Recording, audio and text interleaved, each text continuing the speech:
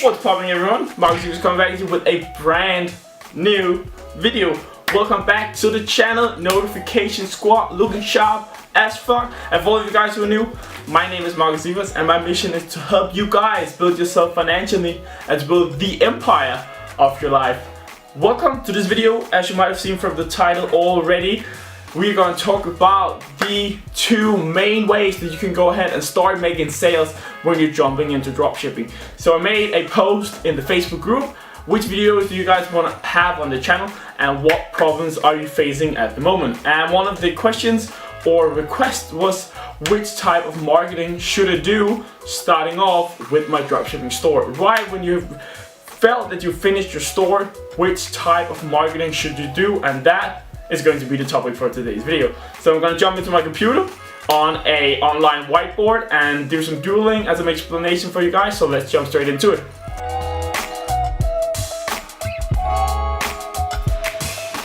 Inside of my computer right here on the online whiteboard that we've been using before, just to sort of like show off my very bad drawing skills, and it's a lot easier to explain like this. So moving into it, so you wanna start promoting your dropshipping store. Of course, that's how you're gonna make sales. And you might just have finished it, made your store. Super important that your store looks great, so I would recommend for you guys to go ahead and watch my other video about the full store optimization checklist. If you haven't already, definitely go ahead and check it out. It will be inside of the videos on my YouTube channel. So definitely go ahead and hit the subscribe button and go watch that video if you haven't already. But moving in right here, so there are several ways that you can approach your marketing strategy. So basically this is a marketing strategy. It's all about using a proven system when you're starting off with trying to get sales, especially for dropshipping. You want to have a flawless looking store, beautiful, really clean looking store, and you want to have ads which works, like it's right type of objective and everything. And I'm covering all of that in my marketing master course. It comes out in the start of September, and when it comes out, if you watch the video after it has been launched, there will be a link in the description down below. Otherwise, go ahead and DM me on Facebook for more about that. But moving in,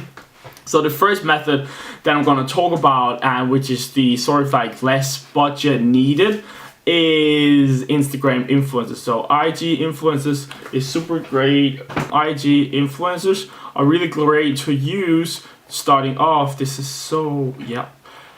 Instagram influencers are really well to use in the beginning because they're cheap. You can get a great amount of traffic onto your store, and it's really nice to use Instagram influencers. I have some videos about how to go ahead and find them on my YouTube channel as well, so you guys should definitely go ahead and watch that. But what I recommend when you're doing your shout outs with Instagram influencers is to use stories. I always use stories. Those give the highest click-through rate, and I use 6 or 12 hour stories. So the reason why you want to use 6 or 12 hour stories is because that time frame is the best. You're getting the most out of your money in that time frame, because after 12 hours, that specific story of that influencer starts to be degraded inside of the algorithm, and not a lot are gonna watch it after 12-hour mark. So that's the reason why you want to have a 6 or 12 hour story. 3 hours works as well to make it cheaper.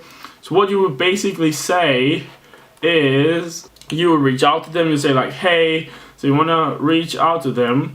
So you want to say, hey, so you want to reach out to the Instagram influencers. Let's say you have a dog store, you're in the dog niche. You find maybe like an Instagram influencer page who's like, we love dogs. Of course, the majority of that following will be people who are engaged with dogs. Maybe they have a dog themselves, or they're just really into dogs, right?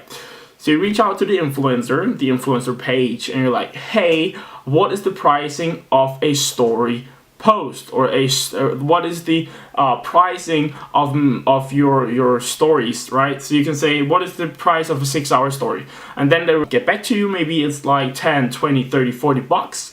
And then you'll just get the pricing of several different influencers. So you reach out to different influencers, to several influencers. In this way, you can sort of like compare the prices between those and choose the one that you like the most. So you want to use a page called flanks.com.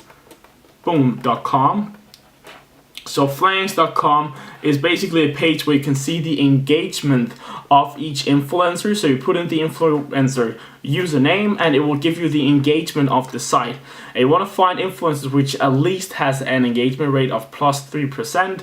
And this means that they have actually people who watch their stories, watch their post, likes it, comments it, etc. And of course you want to find a page that the followers really like, because that gives a higher possibility of them actually taking action on the products that that given page is promoting. So that will be the first one, using general influencer pages. So that could for example be like the dog page that we talked about. So that will be the marketing method number 1. So you have an Instagram influencer page, you're doing stories post of 6 to 12 hours directly to your product page, and you get the pricing of maybe 3, 5, 10 different influencers, and then you choose the one that you like the most based on the engagement rate from flanks and sort of like the other type of product they're promoting, what type of post that they make, and stuff like that. Number 2 way, which is also the one that we're covering a lot in the marketing course that I have launched or will launch in September, where we're talking about the proven system of the testing phase, scaling phase, and everything around that with Facebook ads especially. And there will be a whole module as well for Instagram ads and scaling Instagram ads. So it's basically a full marketing course, so I really recommend you guys to go ahead and take a look at it. It will really help you guys not to burn your money but actually use it efficiently. But yes, the next thing is going to be use Facebook ads. So you're going to make Facebook ads for videos. So you're going to make video views for video. So you make a Facebook ad for a video, and that ad should be PPE. So what I like to do, I like to run the PPE ad objective for 48 hours. So you run it for 48 hours to 72 hours. And the reason why you want to do this is you want to get data and generate some data for the pixel, so the pixel can actually optimize for the ad. And when you're running PPE, you don't want purchases. It's great to get purchases, but that's not the ideal goal. Then after this is just a really basic explanation of the setup of it. I have a full roadmap, like a whole module on the testing phase inside of the course. But basically you run PPE campaign for 48 to 72 hours. And you run 3 to 5 ad sets. So you run 3 to 5 different ad sets for locations around the world. Like you have the United States, you have the G4, Europe, stuff like that. But you run 3 to 5 different ad sets with different interests. So you run these stuff right here for 48 to 72 hours on a PPE campaign, and then you take 1 to 2 best performing ad sets and you transition those into WC ATC campaigns. So you transition your 1 to 2 best performing PPE campaigns. So the best 1 to 2, I normally do 2 of your best performing PPE campaigns and transition them into WC ATC. You then let those WC ATC run for another 48 till 72 hours. So you let your new WC ATC campaigns run for another 72 hours, and then you scale those who has a profitable. So you scale those who has a profitable ROAS for you, and you kill what does not have a profitable ROAS for you. So what I normally look for is something I call well performers, VPs. And well performers are basically ad sets which gives you a profitable amount of money on return, like your ROAS is profitable, so you're making money based on the product cost and everything.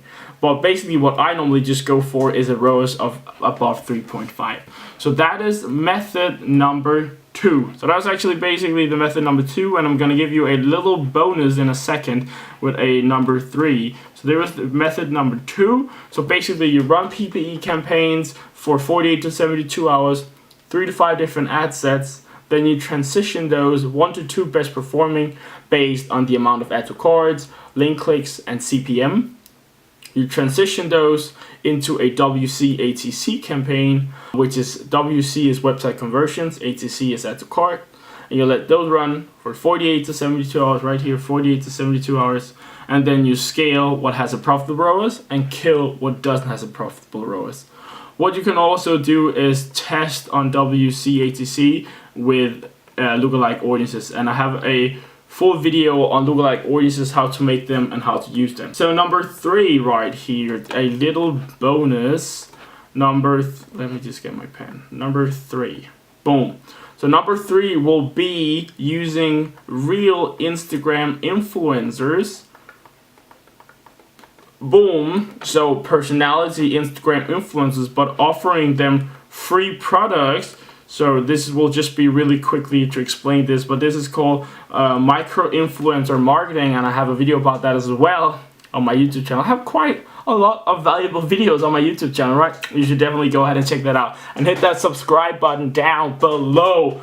But micro influencer marketing is really, really, really powerful. So what you basically do is you reach out to them, you say, hey, do you want some free products from us? In return, we just want you to make a post and a story with swipe up functions for the products that you received. So this is super powerful because the personality influencer has a lot higher engagement rate. So a lot more people like these persons or these personalities. A lot more people will click on what they promote, and in this way you can actually make a shitload of money of products that maybe cost you 10-20 bucks. You'll be able to make maybe even 1,000 on that, and the ROAS is extremely high, which would be 5,000% if it was 20 of them. But anyway, it's extremely high. So using micro influencer marketing is definitely something you guys should go ahead and check out. Micro influencer marketing, I have a video about that on my YouTube channel, and you should definitely go ahead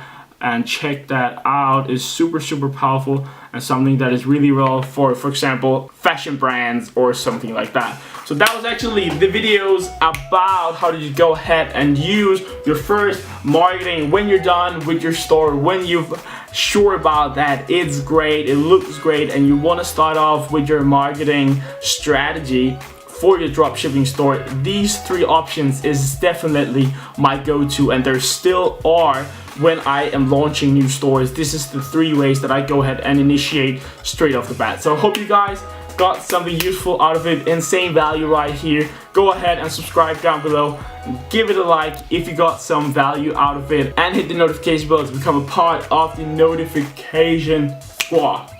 And as always, I hope you will all have a successful and wonderful day. Bye.